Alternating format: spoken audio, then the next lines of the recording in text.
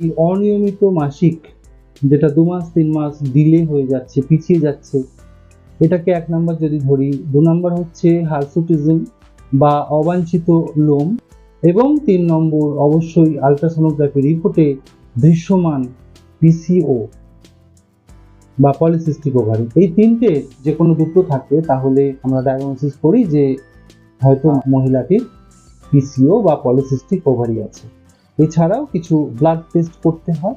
ব্লাডের মধ্যে FSH, LH এবং অ্যামাইলেজ, এএমএইচ এগুলোর পরিমাণ ঠিকঠাক আছে কিনা, ভারসাম্য ঠিকঠাক আছে কিনা এটাও দেখা হয়। এবং ব্লাড টেস্টে অতি অবশ্যই থাইরয়েড স্টিমুলেটিং হরমোন বা থাইরয়েডের কোনো সমস্যা আছে কিনা দেখা হয়। It's very important. এখন এই আল্ট্রাসাউন্ড রিপোর্টের একটা ব্যাপার আছে, যদি এটা ট্রান্স অ্যাবডোমিনাল হয় অর্থাৎ পেটের ওপর দিয়ে হয়, সেক্ষেত্রে দেখতে হয় যে ওভারিয়ান ভলিউমগুলো ঠিক কেমন, মানে যে লেফট ওভারি এবং রাইট ওভারি এর সাইজটা যদি 10 সিসি থাকে বা 10 সিসির বেশি থাকে সেগুলোকে আমরা বাল্কি ওভারি বলি বা মোটা ওভারি বলা হয়।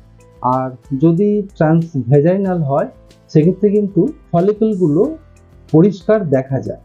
ট্রান্সভেজাইনাল আল্ট্রাসাউন্ড রিপোর্টে যদি ফলিকলগুলোর সাইজ 2 থেকে 9 এর মধ্যে হয় এবং নাম্বার অফ ফলিকল যদি 10 বা 12-র বেশি থাকে তবেই তাকে আমরা পলিসিস্টিক ওভারি বলবো। আর যদি অ্যাবডোমিনাল স্ক্যান করা হয় তাহলে কিন্তু এই ফলিকলগুলোকে দেখাই যায় না, তখন ওই ওভারির ভলিউমটা দেখে নির্ণয় করতে হয় যে যেই ভলিউমগুলো 10 সিসির বেশি হয়ে গেছে কিনা, তাহলে তখন তাকে আমরা পিসিও বলবো।